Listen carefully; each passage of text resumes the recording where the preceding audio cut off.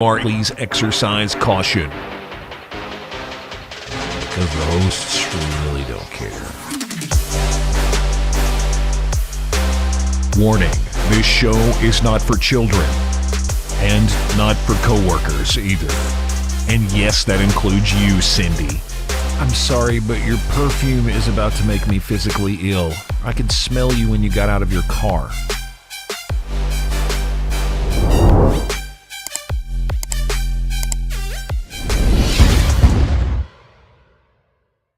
Oh. Is that made out of like homeless person piss? What is that smell?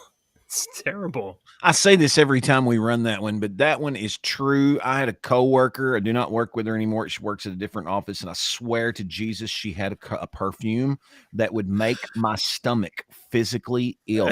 I'm not even exaggerating. When I smelt it, I got that queasy feeling in my stomach. I had to go outside. I finally had to tell another coworker. Yeah. Mention something to her because she's got about 17 different fucking perfumes that she goes through. Right. You need to tell her that whichever one she's wearing today, please do away with it. All right. How do you politely approach somebody and be like, I don't want to cause offense, but literally when I smell you, I want to throw up. I want to throw up.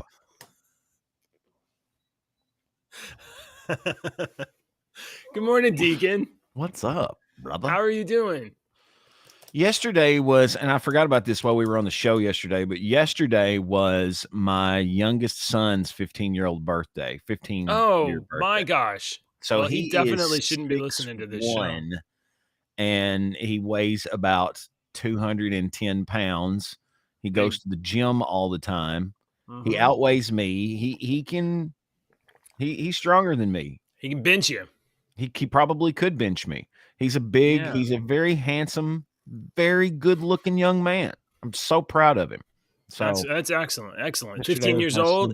So now y'all are in Kentucky. Do they drive early, or is he driving yet? At 16, you can get your permit, and you have to drive with a licensed driver with your permit for a year before you can get your driver's license at 17. So you have to roll. You have to be for a year training. For a year. And now for us back in the 90s, early in the middle 90s, it was a month. Here's a class. On June the 4th, I took my written test and I got my permit on July. It wasn't July the 4th, but July the 5th of 1992, 3, whatever. I took my driver's test and got my driver's license. I remember getting a permit to take the class. You know, you had to sit through the class or whatever, and then I didn't have to take the class. You had a book. You didn't have to. No, we had a book. I had the class at high school. We had a driver's class at high school, but it really wasn't nothing but driving around the freaking back roads. Right, yeah. And then once you were through with that, you could you turned 16, you could just like go get your driver's license. I know the class at the high school, the only thing the class at our high school did was lower your insurance. Yeah, that's the only thing it did. Yeah. But the insurance back then was crazy high, and it was only like $90 a month or some shit like that. It was crazy high for kids. Yeah. I remember paying for insurance, but I don't remember how much it was. I remember it wasn't burdensome. Oh, I do. I remember how much mine was because my mom and dad were like, look, we'll pay your car. Well, the car was paid for. I got a hand. Right. Car. But they're like, look, you're going to work at IGA up here. You're going to work at the grocery store, and you are going to pay your insurance. If you get fired and you don't make money, you don't pay your insurance, you don't drive. So you need to think about all these consequences down the road before you do something like stay out late on Friday and Saturday night. Mom and dad never gave me a curfew, but mom would make sure that I would think through the consequences before my actions. And there were some mornings when my 16-year-old ass was dragging ass at 7 a.m. at IGA, but I made it and I was there. I went through, you know. Is it just our rosy memory? But it seems like there were less safeguards and everything was more potentially dangerous, I guess. But at the same time, everything was fine. My son Alex has said that a million times. He's like, y'all's parents didn't give two craps about y'all back then. Y'all won't let us do nothing. I was like, that's not true. That's not true at all. But a friend of mine over the weekend said, she's a friend of my brother's, and she was like, oh, we was talking about my mom. My mom's been passed away several years now, and she was like, oh, she's like, I loved your mom so much. She's like, it used to crack me up when I was a kid, and I'd call over there and ask for your brothers, like, is Logan there? And your mom, she would sound so exasperated. She'd go, honey, I don't know where he is. And that's I started laughing. I was like, it sounds just like mom, but yeah. So yeah, it's with mom. I want to know where my kids are. My daughter's 18. Right. And last night I was like, I'm going to bed. Kendra's not home. Do I need to stay up? Blah, blah, blah. And Ashley was like, she's 18 years old. Go to bed. I'm like, yeah, I'm going to bed. There's nothing. Yeah, you're not changing anything here. Yeah. Okay. All right. So yeah, that's it. All right. Well, good morning, everybody. Welcome back to the show. If you haven't already, please like and subscribe. This is your two dads, and that's Deacon. I'm JJ. Now let's do the song. Let's do the song.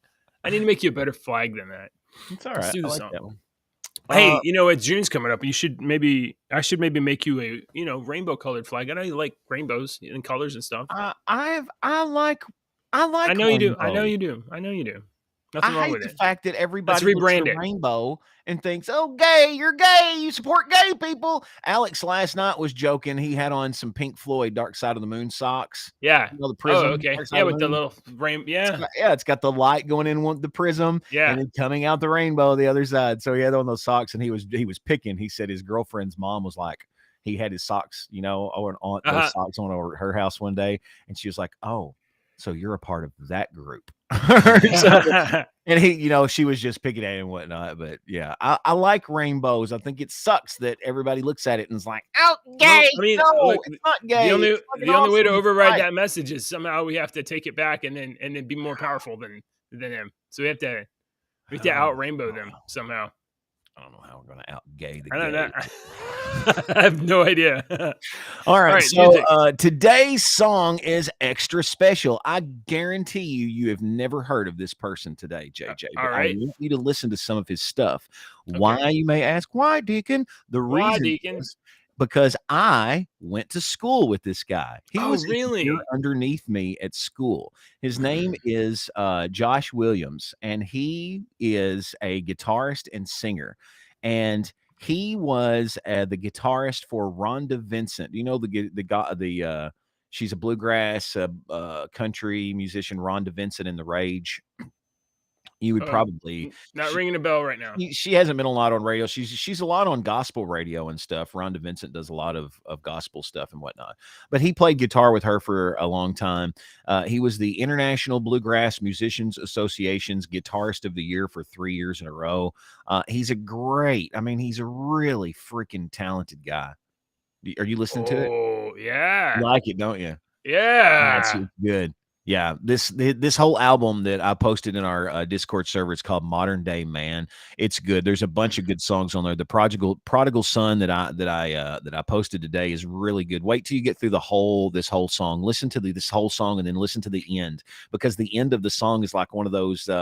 The end of the song is like one of those Fight Club endings where you're like, "Whoa, I didn't see that coming." Oh, really? No, and it's great. It's a great ending to this song. And he's got one called Modern Day Man. There's a song on there called Queen of the County Fair. There's one called Mordecai that's really good. Oh, man, it's just really good country, bluegrassy type music. It's not really even bluegrassy music. The Prodigal Son's got a banjo in it, but it is really good stuff. He is super freaking talented. Wow. Josh Williams. I just saw him the other day out at the store the other day. He walked by. So yeah, he lives here in town. Yeah, he lives in town. You should be like, Josh, come on our show. Making you famous on our YouTube show. I've got his song. I play his songs on the radio too. So yeah, check him out, Josh Williams. See, this album is really good, Modern Day Man. So if you like some traditional type country, that sounds, it's really good. Just check it out, please. I was just listening to Freeborn Man. So he did a song called Freeborn Man, and it starts off like what's that movie with George? I'd have to think of the name of the movie, but there was the whole soundtrack kind of had the sound of this guy. I can't remember the name of the movie now. Yeah, that's good stuff. Yeah, no, it's. I mean, I like it. A little, maybe country, maybe some local people that you guys don't know of that are kind of locally famous around here, around Kentucky. Kentucky. All right, JJ, are we going to go on the Target trip soon? Are you going to take me on a Target trip? I'm hoping that we can get to Target. Because Target, I would be perfectly happy to just like make fun of Dylan Mulvaney and Bud Light, but Target will not stop getting out of the way. Target is like, no, we're gonna hold all the beer. Can I play something real quick before? Please. Can I play something? Hang on, I gotta find it again here. Oh, Brother, Where Art Thou? That's the movie I was trying to think of with George Clooney. Oh yeah. There's a lot of. Okay, since you brought this up, Dylan Mulvaney and Target, and so I'm just going to bring this up real quick before we get into our headline stuff because I think you need to see this. All right, everyone. Wow. So it's Friday night. I'm getting ready to go out. I'm feeling tired, but before I go out, I got to pregame. And the only way I pregame is with an ice cold Bud Light. So good.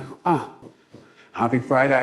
Happy Friday, JJ. So I just thought since we're pre-gaming before we get to it, our ice cold Bud Light pregame, our coffee pregame. We'll do with Biden Mulvaney there. I need to get a little bit of extra gay shit in there. Stir it up.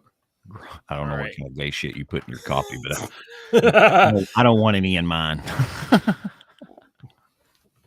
Sorry. I figure the best way to take control of the rainbows is to infiltrate and kind of like get it and then get out with the rainbows.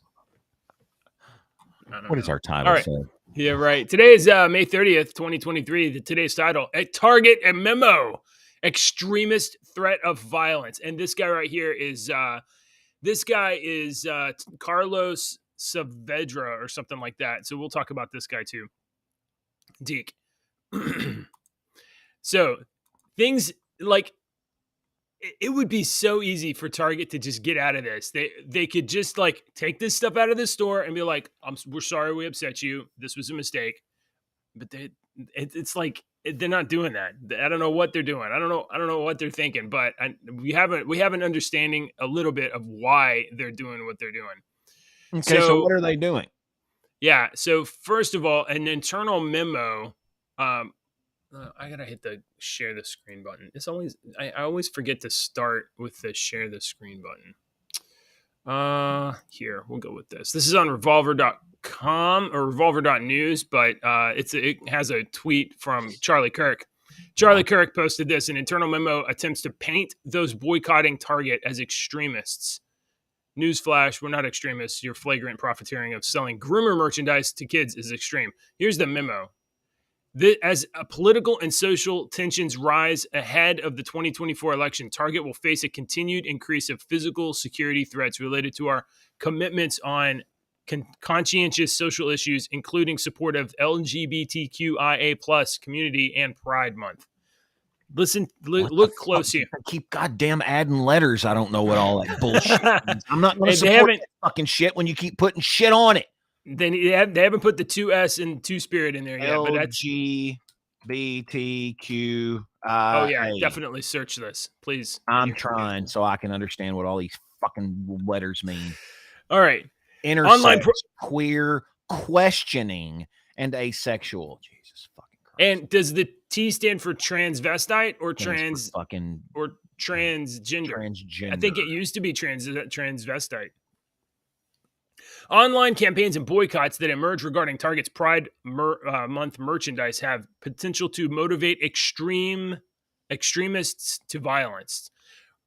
This is the part that's a little incendiary. Recent extremist focuses are sexualization of children, gender issues, and drag performances.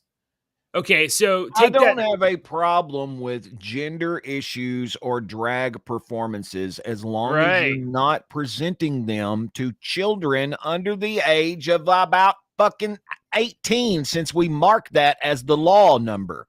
So yeah, sure. Do it to children under what the law says, and I don't have a problem. If you hairy-ass guys want to tuck your shit back and get out there and put on makeup and dance around like a bunch of little fairies all night long, I don't give two shits. Just keep the fucking music down so I can go to sleep. I got to get up early. I don't fucking care.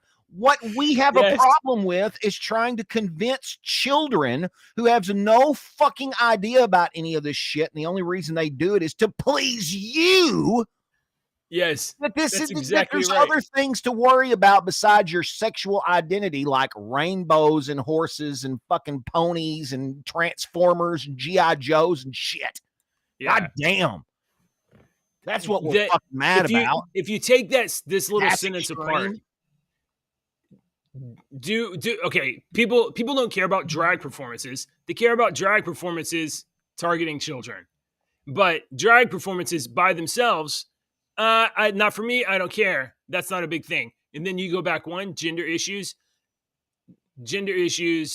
Obviously people have these like things that they care about. As long as you're not targeting children, like don't really care that much.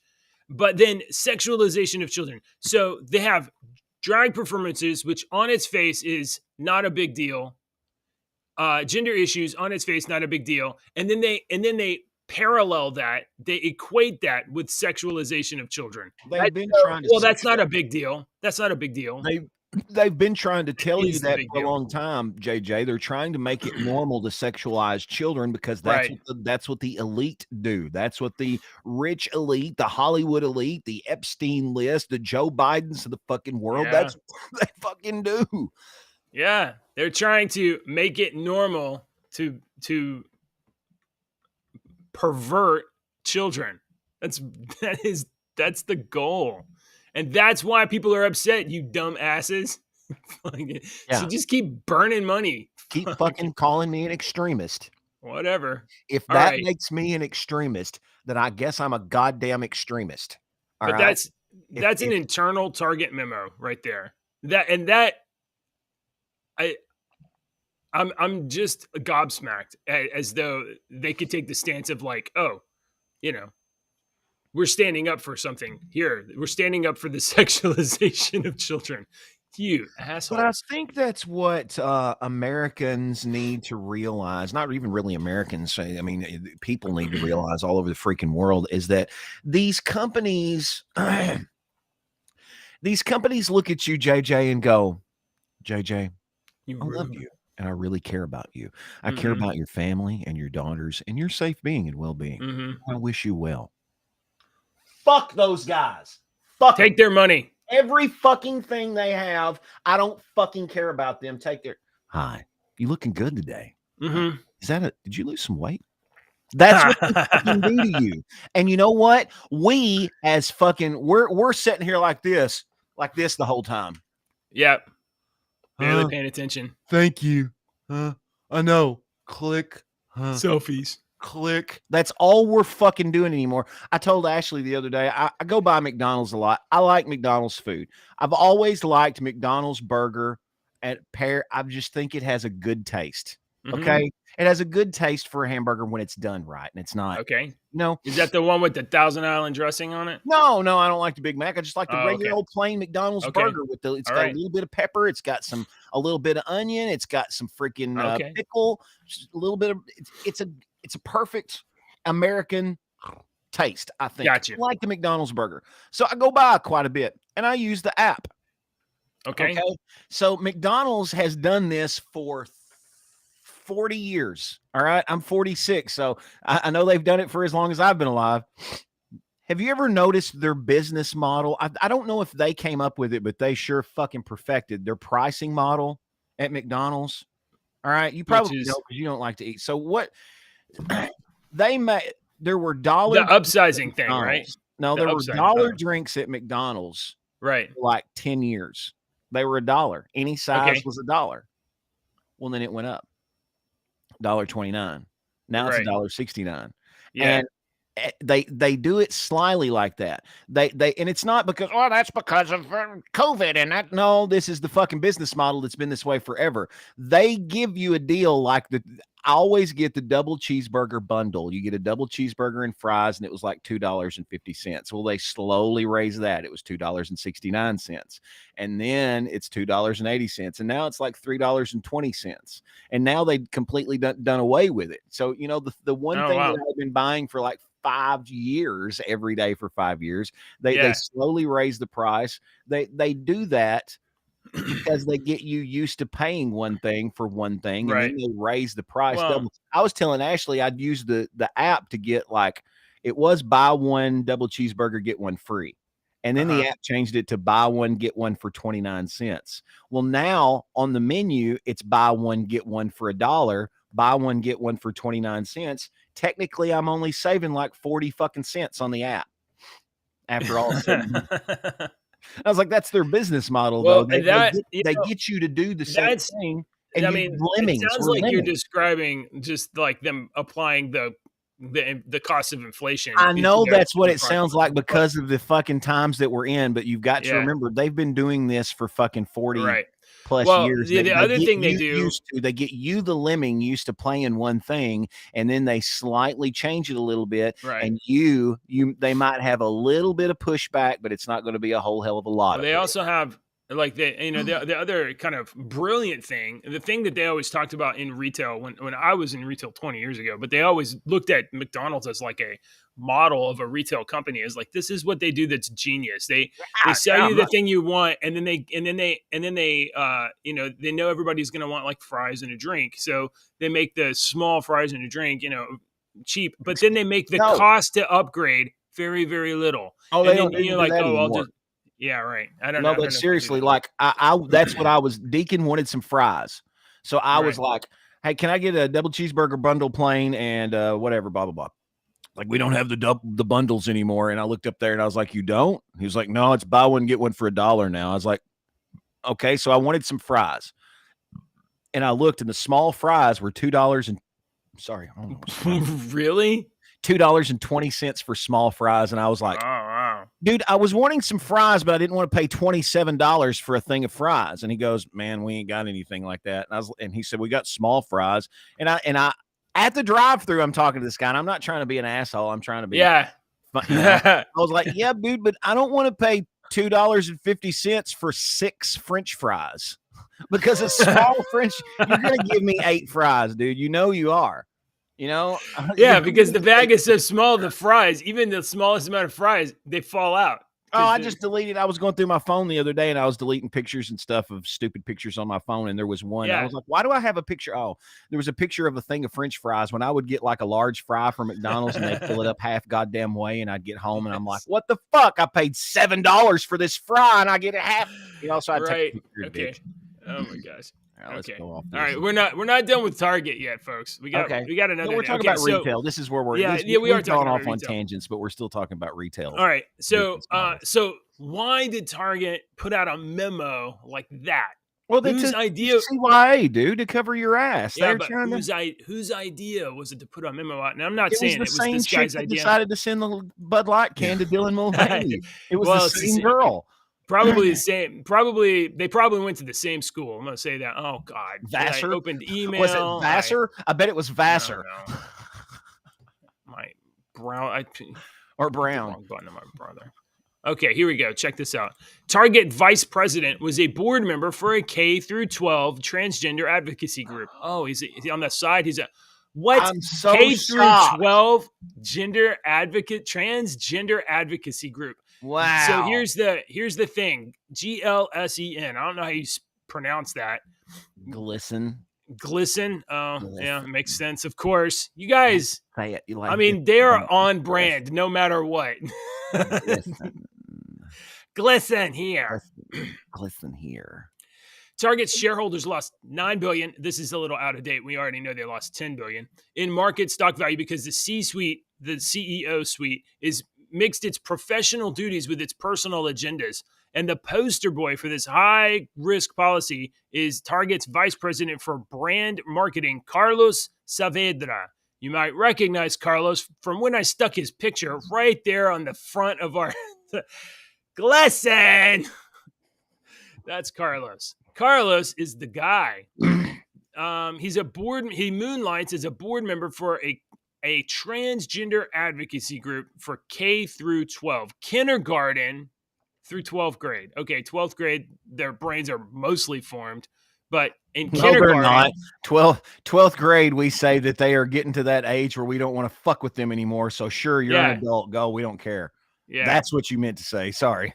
Yeah, but Their Target's brains are website. not formed at 18. No, they're not. By any means. Let's be real clear about this. Some of you at 18 are really smart and you know a lot of things and you're really serious, but you have no fucking. Your brain's not done developing. Your Guarantee brain it. isn't done developing. You might be very book smart and you're able to figure out those math problems really, really quick. You might outsmart your parents. Great. You might be a lot smarter than your parents. And you're probably smarter. I mean, my son was a freshman this year and he was talking about his whatever math class because Deacon's a little freaking nerd, genius nerd. And he was talking about his math class and he was talking to me about it. And I was like, look, dude, algebra, geometry was the highest. I had to have 3 math credits to graduate. Yeah.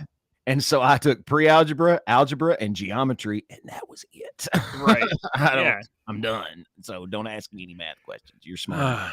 Okay. So you may be 18. And by the way, at 18, I believe you should have the right to vote. You should have the right to speak. You should have the right to own a weapon. All those things. But let's agree, your brain's not done. And you are susceptible to influence. So Saavedra leads Target brand stewardship and campaign development for initiatives including holiday, back to school, college, Target run, discovery, inclusive marketing, and digital and social engagement. That sounds very similar to the job of Alyssa Heinerschnod from Bud Light, who wrecked their entire company. What's her last name? Alyssa Heinerschnod. Heinerscheid. Heinerscheid. I like Heinerschnod better. How you pronounced it the first time? Heinerschnod. No. So okay. So that's what's going on. These guys, they get into the marketing and messaging groups or whatever, and then they promote their own agendas. This is, this stuff right here is not about selling jeans. It's a brilliant strategy if you think about it, JJ. I have to slowly get people. I've got people that, in certain areas of the government and in businesses and stuff like that, and we're going to systematically brainwash people, because I have people that work in the major media. I have people that are the CEOs and can pull strings with some major companies and influence major companies. So, whatever. I don't care. Okay, let's move on. That's enough Target for today. Don't worry. I'm sure they'll be back tomorrow It's, what? These Target selling gay LGBTQI, GPTP, GPPP stuff is not going to influence me one iota of how much money I spend at Target. Oh, no. Because I don't spend any money at Target. Oh, yeah, because it's too far away from you. Which was interesting for me to learn because I kind of assumed that there was a Target in every kind of like metropolitan area. But I mean, obviously, there's some places where they haven't got reach. But there's like 1,000 Targets across the country, or 1,000 Target franchises or something like that. I'm really a little surprised we don't have one either. But there's some areas. There's like Houston. How many Targets y'all think y'all have? So, there's 2 within 5 minutes of where I'm at. Y'all probably have more Targets than Walmart's. 20. There's probably 20 down here. Really? 1, 2, 3, 4, 5, 6, 7, 8 Walmarts that within a very short driving range. Are you serious? Like within 80 miles. Oh, there's 8 super Walmarts with grocery stores. So, Target's number 1 competitors are obviously Walmart and Amazon.com. And aside from that, I think they're the 3rd largest retailer, but I may be mistaken about that. Okay, let's move on. We got some national politics stuff. Lindsey Graham is in the news. Do you know who Lindsey Graham is? Wasn't she on American Idol? See, when you say she, am I wrong? Was she not talking about his nighttime persona of Lady G. We're talking about Senator Lindsey Graham. Oh, that guy. Oh, my bad. Yeah. Same person. Lindsey Graham has had an arrest warrant issued by Russia. And he responds to defiantly. This is Lindsey Graham. You probably, if you only cursory, how do you say this word? If you only barely pay attention to politics, you might have seen Lindsey Graham. I just changed the word during the Trump impeachment, because he was out there on the mic, defending Trump or whatever. This guy is a slime bag, and not because he defended Trump. No, he is a slime bag, and he will get on whatever side is the popular side of an issue. If he thinks. Do we not have a chat open on Rumble? No, we got a chat open on Rumble. Just nobody's chatting this morning. Maybe it's because I didn't say good morning Rumble chat. Good morning, Brian. I don't know. I don't even see the option to chat. I was just checking. I was listening to you, and it's over there. It's over there. It's just nothing's happening right now. Okay, so Lindsey Graham is responding defiantly to his arrest warrant from Russia, and he says, "Let's see." He called it a badge of pride. Here's an offer to Russian friends who want to arrest me and try to calling out Putin and as being a war criminal. I will submit to jurisdiction of the International Criminal Courts if you do. Come and make your base case. See you in The Hague. So very recently there was a video, and I guess it's not in here, of Lindsey Graham. And I believe the reason why they issued this arrest warrant is there's a video of Lindsey Graham having He was a meeting with Zelensky, wasn't it? Oh yeah, it was a meeting with Zelensky, and he said something like, "We love dead Russians," or we're helping kill. He's like, we're killing so many Russians. This is the best money we've ever spent. The best money we've ever spent because we're helping. And I'm like, Russians. What the fuck, dude? I know it's really like, dude. Okay. Let me just be clear. I don't want to be at war with Russia. I don't fucking either. And I don't want to be at war with Ukraine. I don't want Ukraine to be at war with Russia. I don't give one fuck about Zelensky or Ukraine or Russia. I don't Lindsey, care. Shut the fuck up.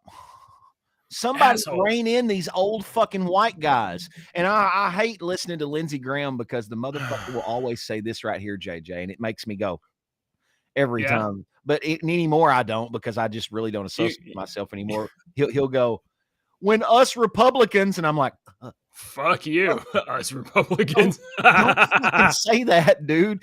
Don't say us Republicans, you bastard. All right. We don't like you. Jeez. Fuck this guy. Okay. Yeah, I don't like people on both sides of the aisles, for sure. Yeah, definitely. Me either. I like people on both sides of the aisles. The only reason I call myself a Republican anymore is because because you're not for child predation. because I'm not for child rape. That's the reason that I'm a Republican. Line. That's my line. That's my line. I believe that children should not have any of their body parts cut sniffed. I don't think that or sniffed, unless you're a doctor and they've gotten some shit in their hair, or they've been. What is that on your arm? Something like that. Oh, your child has recently turned 18. Would you like to sign up for a political party? Are you for or against child mutilation? No, not mutilation. Short political questionnaire. No? Oh, I'm afraid that you're a Republican. Gross. Change the subject. Yeah. All right. I told you the other day about Ken Paxton, the Attorney General of Texas, being down there in Tejas. Yeah, in Tejas. Yeah. He's being impeached. The House has voted for his impeachment, and now impeachment managers are being chosen for the Senate trial of Attorney General Ken Paxton. So I don't have any opinion about this. I know that Ken Paxton has made tons of headlines over the last few years, suing the Biden administration, suing the federal government, being very, very active in that regard. I believe our Governor Abbott has defended him, at least in some regard. I might be mistaken about that, but there's definitely been people that have said that he is a very strong political figure in terms of like resisting the federal government. The impeachment managers are chosen for his Senate trial. Not entirely sure what he's being impeached for, other than ask. It's not clear. The Texas House of Representatives and by the way, these are all Republicans. It's Republicans that are impeaching this Republican Ken Paxton. So I don't know what's going on. He must have pissed them off. Did he? Yeah, he probably did. I mean, he definitely fucking Saturday night poker game or something? He, What did he no, do? he definitely called out the Texas Speaker of the House for being drunk on the House floor. Yeah, so that's part of it. Part of the motivation, maybe. Texas House announced Monday that the trial managers for the impeachment of Ken Paxton will consist of 7 Republicans and 5 Democrats. That announcement follows Friday's impeachment vote on the House on 20 articles of impeachment. Wow. The House voted 121 to 23 in favor of impeachment. We will manage this process with the weight and reverence it deserves and requires, Chairman Andrew Murr told reporters during the Memorial Day press conference in the Texas House. This is about facts and evidence. It's not about politics. All right. You know what? Impeach him and do the trial and make it public. That's fine. I mean, whether he's guilty or innocent, I don't know, but let's put it out in public and let people see. And then, let's do this some more in our federal Congress. Let's impeach some other people too. Let's just do it. It'd be more interesting to talk about. Let's just impeach some people, even if they're not guilty. It's not a legal process. So the list of managers was approved by the House in a vote of 136 to 4, and the managers then walked across the Capitol to the Senate to deliver the 20 articles of impeachment. I still don't see any charges. So, the 20 articles of impeachment attached below include allegations that include misapplication of public resources, bribery, obstruction of justice. Breitbart, Texas reported. Here we go. Where is the list? I want to see the list. This is not a good list.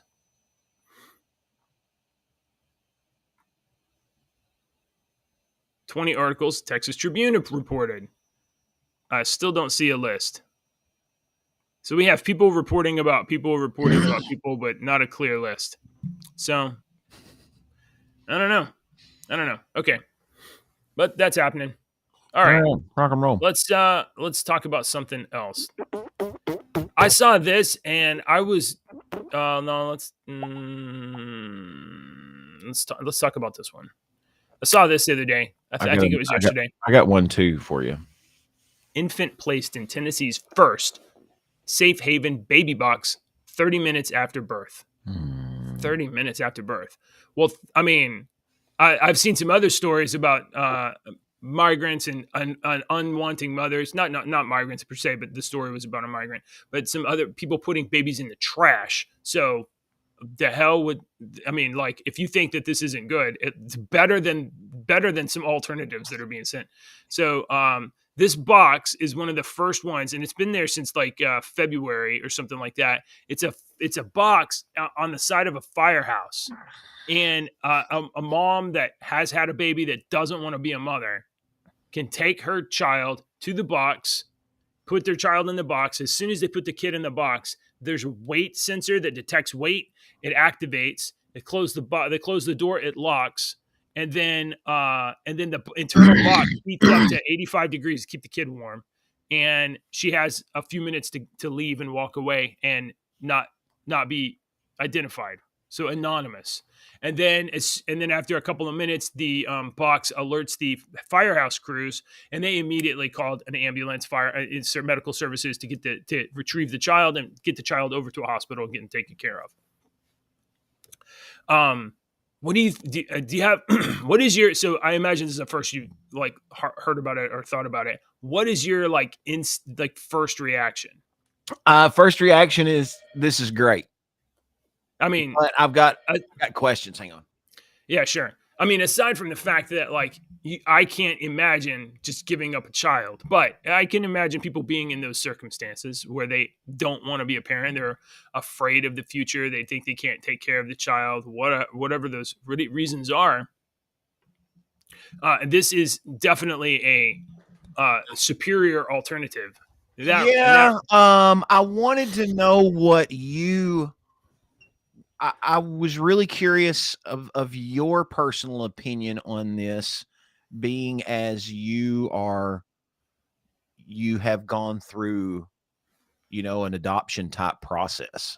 Yeah. As those, what do you think about that? Like the overall thought? I mean, because I know there are a lot of people that can't have kids, that struggle to have Right. kids, that struggle through the adoption system as well, because the That's adoption true. system is not anywhere. Yeah, well, much, there's you there's know. private, there's public. I mean, there's definitely Yeah. different challenges in the different channels and stuff. I mean, my first thought is, I can imagine opening that door and getting that kid out and being heartbroken that somebody didn't want this kid, and immediately I would just be like, I'm going to take care of this kid, and get this kid to where it's going to be. All right, so, you know, Yeah, the kid's very likely to have a better life than the circumstances that brought her or him right to that box. I don't know. I mean, I'm glad this option is there. yeah, but I don't want to look at it like that. I try not to look at it like that, because I mean, every action has a reaction, equal and opposite reaction that happens. And maybe the kid being, you were like, I feel sorry for this kid because the parents didn't want it. Well, maybe the kid's going to have a better life. Right. Yeah, absolutely. Absolutely. It's not like, okay, maybe that kid's great grandson saved someone's life. I try to look at it that way. I don't want to. I'm not passing any judgments on any parents or anything. Look, when you and this seems like a really, really like difficult, maybe even horrible thing to give up your child 30 minutes after birth. People are not always good, and people are not always bad. People are made up of moments in their lives where they make choices, and sometimes those choices are brought on by intense stress and a lack of a vision to imagine various alternatives, right? So like if you're a person that can't imagine like how many things can I do? I don't know what I can do. I'm panicked, I'm stressed, I'm burdened, or whatever. I understand So, what you're getting at. I don't think this is a bad thing. I think this it's not bad at all. But I hope that they have, and I know that they have stuff in place for the babies. Right. Yeah. I don't want these babies to just be like, all right, next in the system. And in fact, there's a packet of information inside the box so that when the mother puts their child there, there's like an envelope package with like information of like some resources for her. Let's see. Okay. I'm gonna read some quotes here. The whole purpose of this box is to be a resource to the community that a mother or parent that is in crisis, doesn't know what to do with the child, has a place to go. It may sound a little bit hard to say, but we don't want them putting the child in the dumpster. We'd rather place the child in this box where it's safe and has an opportunity. So this is simply that. It's a resource for community. It makes us feel great to know that it did some good within 3 months of installing it. And when they close the door, it takes just a minute for the station to be alerted, and that's the anonymity part of the box. It doesn't immediately alert us that there's a baby in the box. It gives the person time to leave. The baby box reportedly is weight sensitive, has magnetic automatic locks, and activates when something is placed inside. I know I read somewhere about a packet of information too, but the parent, when they put the child in there, has a packet of information that they have some resources. So, and like, it's not good that people have crises in their lives, and we all do to varying degrees. I just thought this is a good model. Give up a baby. That's not. I like the idea of this being a safe place to drop off the child, and right.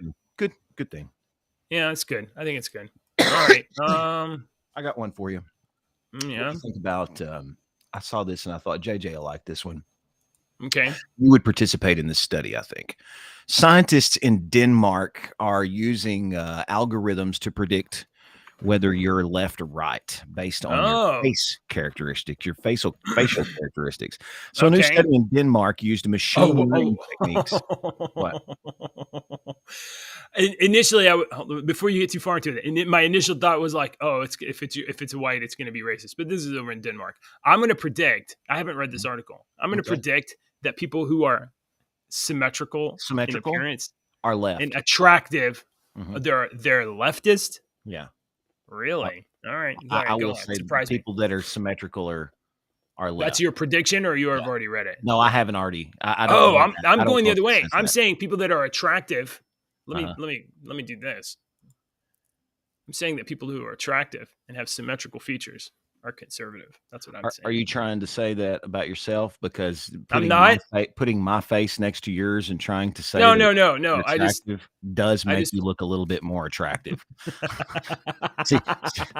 See, let's do that again. See, look, now you look at the camera and let me hang on. It's mug. Oh, okay. Oh, I see. You got a little bit of a. I can't tell which I got camera. a little bit of a cross eye. Wait, how are you able to look at both of us on screen at the same time, D? That's just look. See, when I put my glasses on, it fixes. When I take them off, it's just I don't know. Mule fall down a well, eyes go across. Wow, they go back to normal. I don't know. Jeez. Okay. All right. Tell us the story about. So basically, a new study in Denmark used machine learning techniques on photographs of faces of Danish politicians to predict whether their political ideology is left or right wing. The accuracy, JJ, of the predictions was a dismal 61%. Faces of right-wing politicians were more likely to have happy and less likely to have neutral facial expressions. Women with attractive faces were more likely to be right-wing, while women whose faces showed contempt were more likely to be left-wing. The study was published in Scientific Reports. See, I think I'm sorry. I heard you say that women with resting bitch face are left wing. Yeah. The human face is highly expressive. It uses complex network of muscles for various functions, such as So let me tell you this real quick. It took me years to get used to this. But Ashley, I don't know if your wife is, but Ashley's face, her facial expressions, like she doesn't realize how. No, you're not getting me on mic saying anything about any of this. Nope. I don't know what kind of setup this is, but I am not falling for it. I've talked to her about this before because I've been like, my wife is beautiful. She's an no, angel. no. What I'm saying, listen to me. Shut up. Listen to me. Ashley's facial expressions give away everything. She's one of those people that watches TV and she's like, okay. So when I say something to her, it took me years to realize to not be pissed off because I would be like, blah, blah, blah, blah, blah. And she'd go, and I'd be like, why are you looking at me like I'm a dumbass? She's like, I'm not. I'm like, yes, you are. She don't realize her face does. She's a very naturally expressive facial person. My wife has had lots of her looks like my wife's in academics. She has a lot of meetings. She has a lot of meetings with people. She's hired people and fired people. And she has told me many times that she's got a poker face. I got a poker face, and I can go sit through this. And I'm every time she tells me she's got a poker face, I'm like, okay. You do have a poker face. Yes, do you want to play poker? You got some money? You got some money? Want to play poker? I mean, we can just test. All right, so that was it. I just thought that was an interesting study. Look for that over. That would be a cool study. These are Danish people too, so it's not like I know that's why I'm saying the right wing people. You don't know how it is over there. It might be different over here. I would think that the because Republicans are a bunch of Nazi MAGA-loving. Right. Well, you can. I mean, normally in the background of the photographs, you can probably either find like a Nazi flag or maybe a Confederate flag. You might see a bunch of those, and you'd be like, and then the AI is going to be like, oh, that's a right-wing extremist that's not for child sexual predation. And and then on the other hand, you might see sparkly rainbow flags behind people. The AI, I mean, these AI, they're super smart. I don't have any other story there for you. I got one more. Apparently, I do have one more. You remember our Professor Machete from last week? She was formerly an employee of the CUNY, I believe, City University of New York.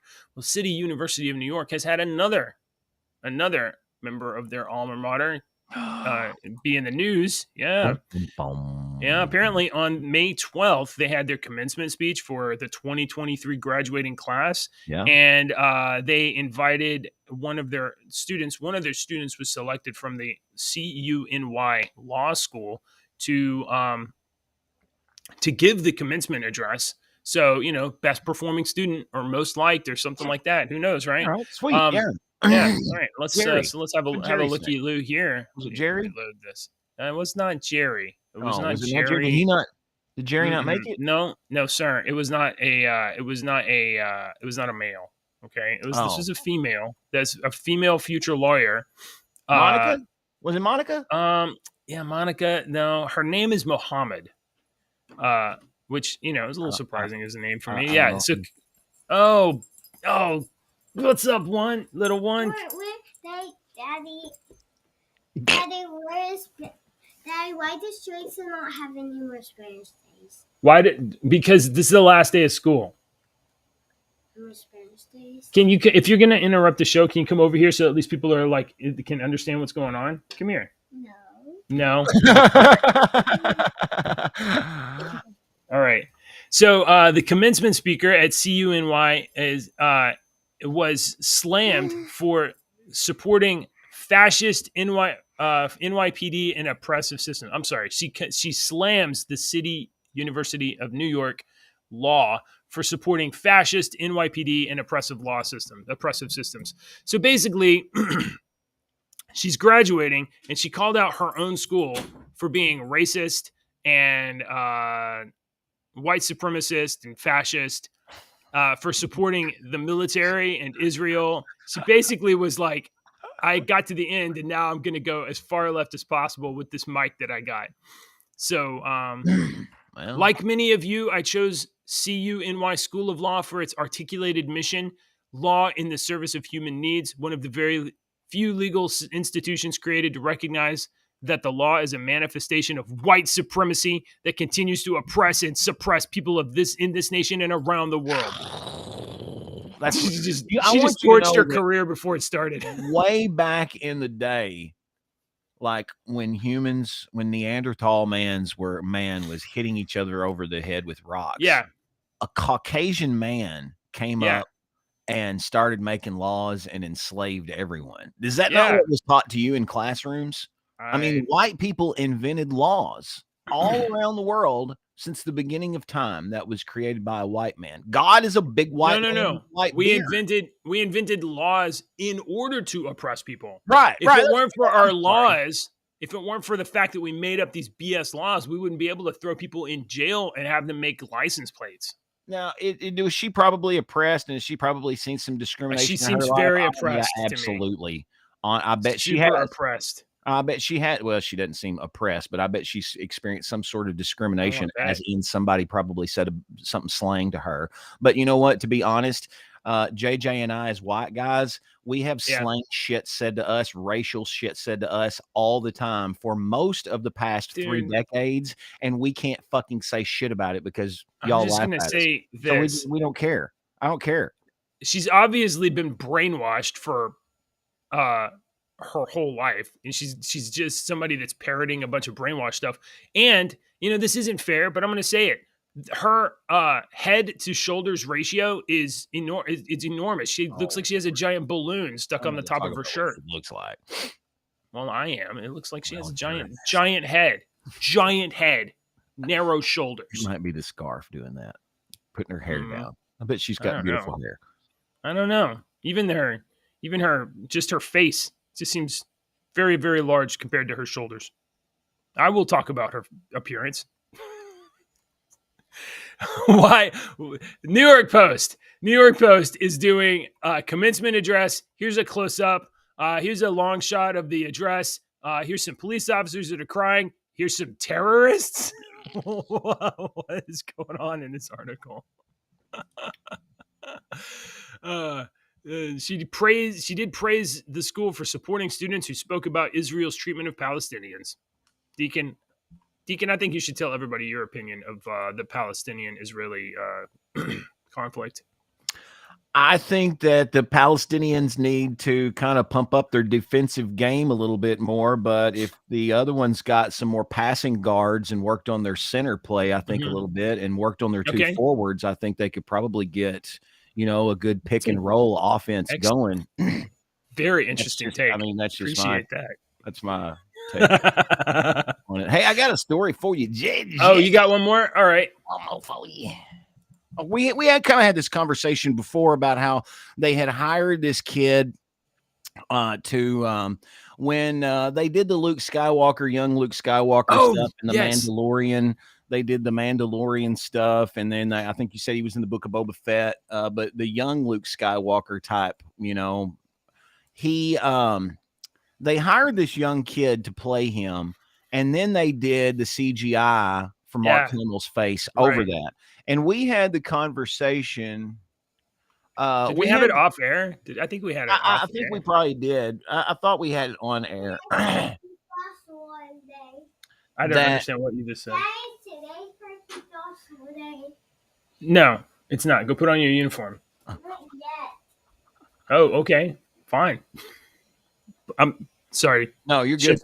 Showstopper had something very important to say. Sarah, I understand. All right, so we had the conversation about why don't they just hire the kid? Why do they have to go through the digital CGI process of putting Mark Hamill's young face on this kid to make a young? Why, if you're going to tell Luke Skywalker, tell some more Luke Skywalker stories. Hire this kid that, like they said, obviously looks like a younger Mark Hamill. Well, Mark Hamill is fine with it. He's like, yeah do that. Recast him. I'm good. I don't want my character to die with me. Is basically what he said. Okay, right? That's great. Yeah. So he's in favor of recasting. Yes. Mark Hamill. This is basically all this story says is he's in favor of recasting. Let me ask you a question. We looked up. Go ahead. That guy, but you go ahead. Luke, go ahead and ask the question. I think my question would derail. Go ahead and finish your your bit here. What's your my question is about how do we recast? But how do you recast?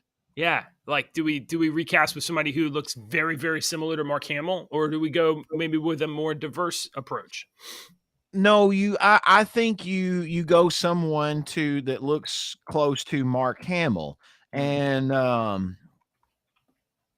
was trying to find this guy's name that we were talking about the other day, and who did you recommended somebody? Who did you recommend again? Oh, Sebastian Stan. But I mean, it's now been some years, and Sebastian's in his mid-30s, so I don't know how much longer he could do it. He could still do a Luke Skywalker though, but I don't know that he wants to. But I think that would be a great. I mean, Sebastian Stan would be an amazing Luke Skywalker. He's a great actor who looks very, very similar to not Mark Hamill, but to Luke Skywalker in some way. That's kind of weird. God, why can't I find that kid? This guy, there he is. What's his name? Hold on, I got it. I think I got it. Max Lloyd Jones. God, yeah. They really bury the lead here. Max Lloyd Jones. Okay, so you found Max. Yeah, so here is this guy that played. So this is the kid that played that they put the CGI. That they put the CGI over his face. This is the kid. Yeah. He kind of looks like the guy that played Darth Vader too, not the young one. He kind of looks like Hayden Christensen. See, look at this. Look at this picture right here. Don't he really? I mean, look at the hair and with the black cloak. I'm okay with that being Luke Skywalker. I know it's not Mark Hamill and he don't look exactly like. I would rather see somebody that doesn't quite look like the guy, and then you invest some hours with that guy. Look at that, and look at that. Right. I'm okay with that.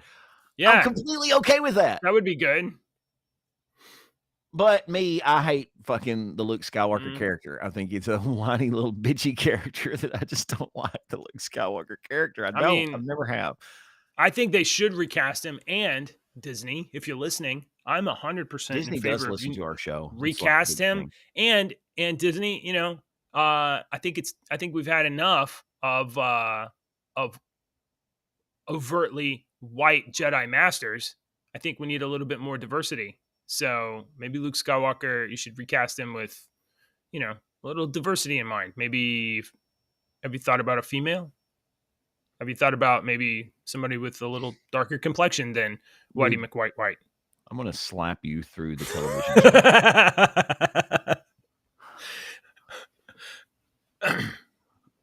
All right. I'm in favor of black female Luke Skywalker. What's wrong with that? Me too. Maybe the Force. Maybe he sat on that rock and was meditating. Just use the Force to meditate the white off. My stick is better than bacon. Sorry, love that song. Oh, you know that song? Oh, awesome. yeah. All right, I was like, that's a joke. No, in fact, I've listened to like all of their Star Wars songs, and that one and Seagull songs, so Seagull, good. when we were just watching those again the other day, we hadn't seen them in so many years. I was like, these are so great. These were so great done. All right, I'm gonna hit you with my stick. My stick. All right. It's time. It's time, dude. This is the portion of the show when I remind everyone to join our Discord server and leave JJ a dad joke, because this is the point that this is his subtle reminder to get a dad joke on dad joke ready, because we like to leave you dad jokes at the end of the show. So JJ, yeah, I don't want to brag or anything, but I know all of the state's capitals. Oh, did you? Like Wisconsin, capital W. South Dakota, capital S, capital D. Nice. That's good. Hey, do you know what a clock does when it's hungry? No, actually, I've never thought about that. It goes back 4 seconds. Oh, it goes back 4 seconds. Lord have mercy. Oh, thank you very stuff. much. Only here. Don't forget to check rumble.com. Your oil in your car. Yeah, check your oil in your car. You guys, if you haven't already, like, subscribe. We'll be back tomorrow. Leave a comment in the video. Go check out our merch at Target. Go to Target's website and look for our merch. It's in the rainbow section. We set that up so that Deke, because we're trying to, reclaim it. Go to the rainbow section of Target. I think you'll find our shirts back there near the swimwear. Are you high? Hit the button. Bye, everybody.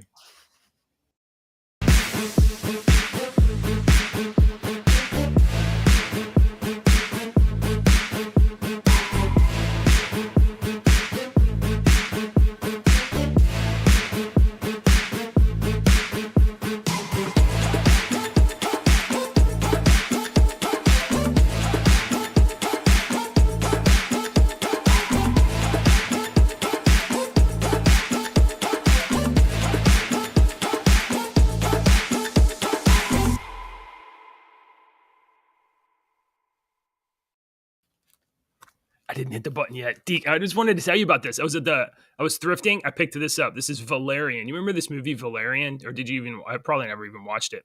It's, this is a book from 1967. This is a reprint of, I think, issues 6 through 8. It's a hardcover. I found it at the Goodwill thrift store or whatever. And it was just on the bookstore. It's in great shape, but it's a larger than comic book size format, hardcover reprint and it's totally in French. So this book is totally in French, but the interior art is so good. You don't need to be able to read it to be able to follow the story. So anyway, it's cool. Sweet. Cool find. Anyways. Very nice. Brag. Hey, you guys that stayed, this is what you get for staying extra.